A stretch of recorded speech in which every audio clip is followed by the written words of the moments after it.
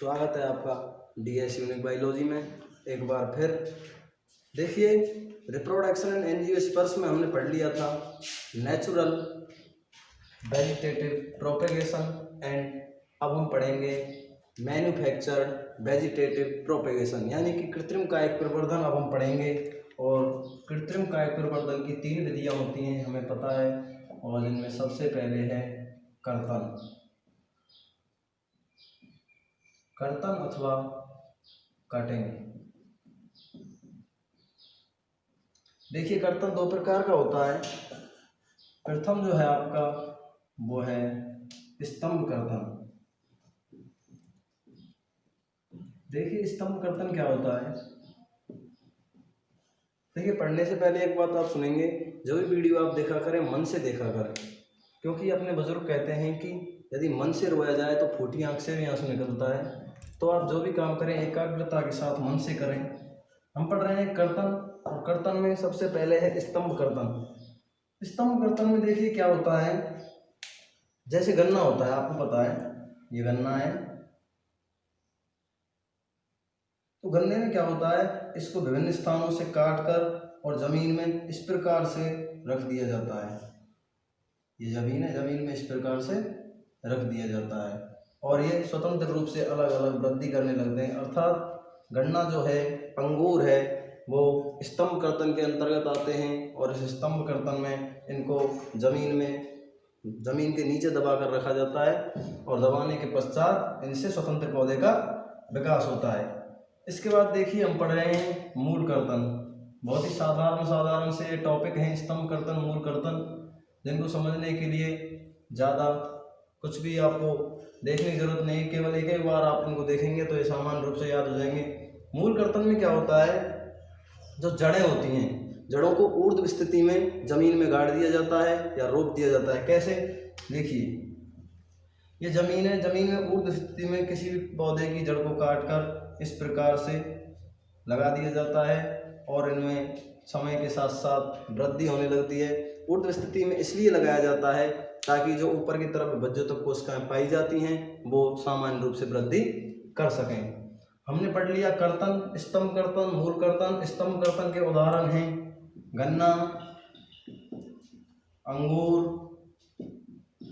किसके उदाहरण है ये स्तंभ कर्तन के उदाहरण है। इसी प्रकार मूल कर्तन के उदाहरण आप देख सकते हैं, सेब है, अमरूद है, ये किसके उदाहरण है, मूल कर्तन के उदाहरण है। अब देखिए, ये है आपकी कृत्रिम कायिक प्रजनन की प्रथम विधि और इसके बाद में है कृत्रिम कायिक जनन की दूसरी विधि, जो है दाब लगाना। दाब लगाना आपकी दूसरी विधि है। दाब लगाना को आप लेयरिंग भी कह सकते हैं। लेयरिंग में क्या होता है, दाब 2 प्रकार से लगाई जाती है। एक होती है वायु दाब या गुट्टी लगाना और एक होती है टीला दाब। टीला दाब और वायु दाब में थोड़ा थोड़ा सा अंतर पाया जाता है। क्या अंतर पाया जाता है 2 मिनट में हम देखेंगे, केवल 2 मिनट का आप टॉपिक है। सबसे पहले हम पढ़ रहे हैं टीला दाब।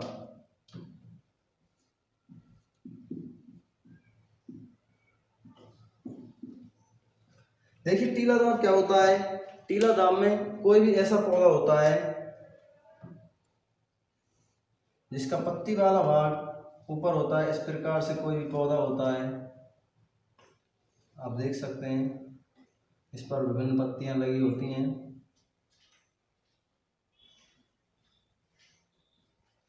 इस प्रकार करके इसमें क्या करते हैं, जो ये पत्तियों वाला भाग होता है इसको यहाँ से मोड़ करके और जमीन के अंदर दबा दिया जाता है इस प्रकार से, और दोबारा से ऊपर निकाल दिया जाता है।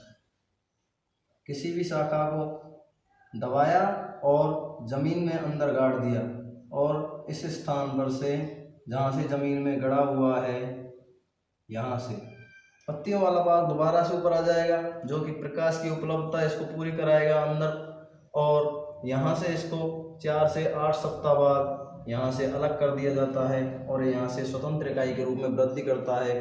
सामान्य सा है टीला दाब, यानी कि किसी भी पौधे की जो शाखा है उसको ज़मीन में दबा कर रख दिया जाता है।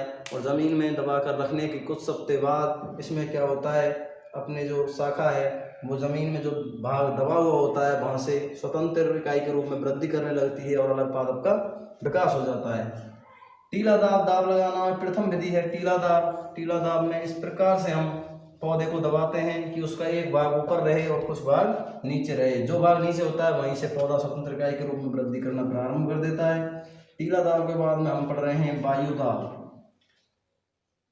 वायु दाब में क्या है, या ऐसे कहते हैं गुट्टी लगाना। अधिकतर ये प्रश्न आता है तो ये गुट्टी लगाना के नाम से ही आता है कि प्राकृतिक कायिक जनन में गुट्टी लगाना से क्या तात्पर्य है या क्या आशय है। इसमें क्या होता है, किसी भी पौधे की शाखा निकली हुई होती है और शाखा की जो छाल होती है, ये कोई भी शाखा है, इसकी छाल को यहाँ से थोड़ी थोड़ी हटा दी जाती है। इस प्रकार से छाल को हम हटा देते हैं। यहाँ से छाल को अलग कर दिया और इस छाल पर, जहाँ से छाल हटाई गई है वहाँ अंदर के भाग पर मॉस या फिर गीली मिट्टी या फिर रुई से चारों तरफ इसके क्या कर दिया जाता है, इसको चारों तरफ से ऐसे दबा दिया जाता है। और अब देखिए इस पर से छाल हट गई तो इसको जल की आपूर्ति कैसे होगी। जल की आपूर्ति के लिए हमको एक बाह्य स्रोत लगाना पड़ता है और यहाँ पर हम कोई भी पात्र लगा सकते हैं किसी भी माध्यम से, जिसमें से इसके लिए बूंद बूंद करके जल दिया जाता है, जिससे कि इसमें जल की आपूर्ति होती रहे। और 4 या 6 हफ्ते बाद इसको यहाँ से अलग करके ज़मीन में किसी भी स्थान पर रोप दिया जाता है और क्या होता है, अपने आप में एक अलग पौधा बन जाता है। यह है वायु दाब या गुट्टी लगाना।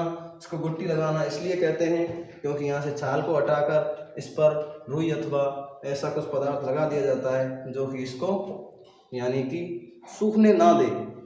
ये क्या करता है, मॉस वगैरह यहाँ से इसको बाह्य हवा या बाह्य वायु इतनी नहीं लगने देता है जिससे कि ये सूख जाए।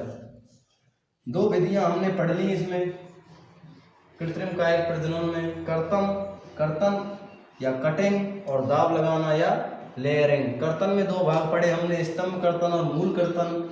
और लेयरिंग में भी हमने 2 भाग पढ़े, वायु दाब और टीला दाब। लास्ट और अंतिम विधि कृत्रिम कायिक प्रजनन की जो है वो है आपके लिए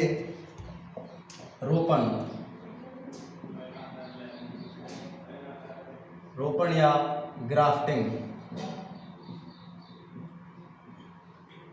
देखिए रोपण जैसा कि इसके नाम से ही पता चल रहा है कि पौधे की किसी शाखा को, मूल को या तने को किसमें, मिट्टी में या किसी और पौधे के अन्य भाग में रोपा जाएगा।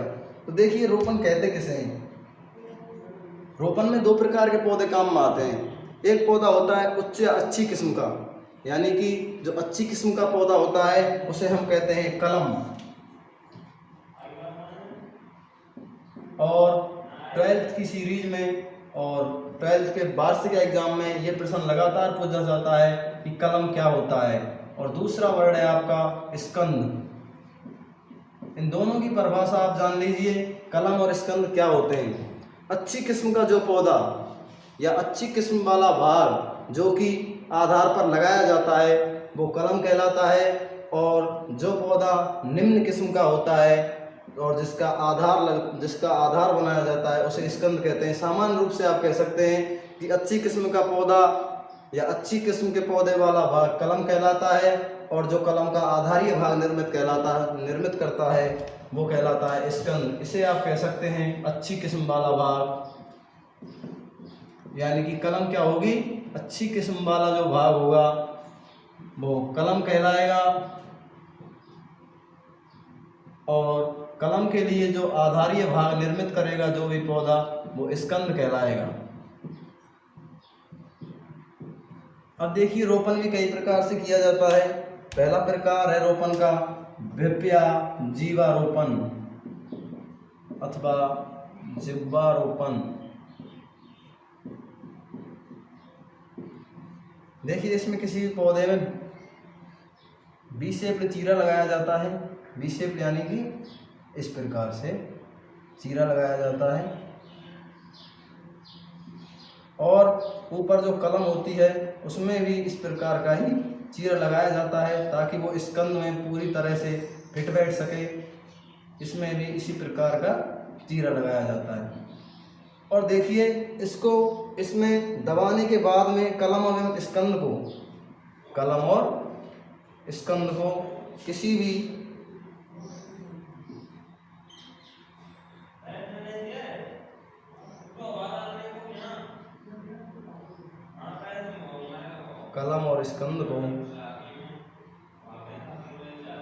इस प्रकार से फिट करके और चारों तरफ से किसी भी रस्सी द्वारा कसकर बांध दिया जाता है, जिससे कि इनकी जो कैम्बियम है या इनकी जो एदा है वो दोनों की संपर्क में आ जाए और पूरी तरह से पादप वृद्धि कर सके। कलम लगाना या रोपण में हम सबसे पहले पढ़ रहे हैं जिब्बा रोपण में सबसे पहले हम देखते हैं कि इसमें बी आकार का चीरा लगाया जाता है। चीरा 5 या 7 सेंटीमीटर का होता है और चीरा लगाने के बाद कलम में भी इसी प्रकार की आकृति बनाई जाती है कि वो स्कंद में पूरी तरह से फिट बैठ सके, और इसको लगा करके इसमें चारों तरफ से इसको रस्सी से बांध दिया जाता है, जिससे कि इनकी एदा संपर्क में रहकर पूरी तरह से वृद्धि कर सके। दूसरा है इसमें फच्चर रोपण।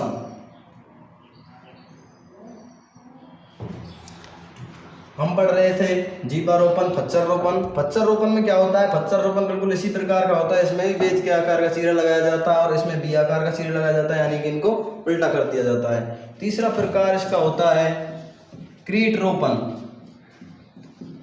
क्रीट अथवा मुकुट रोपण।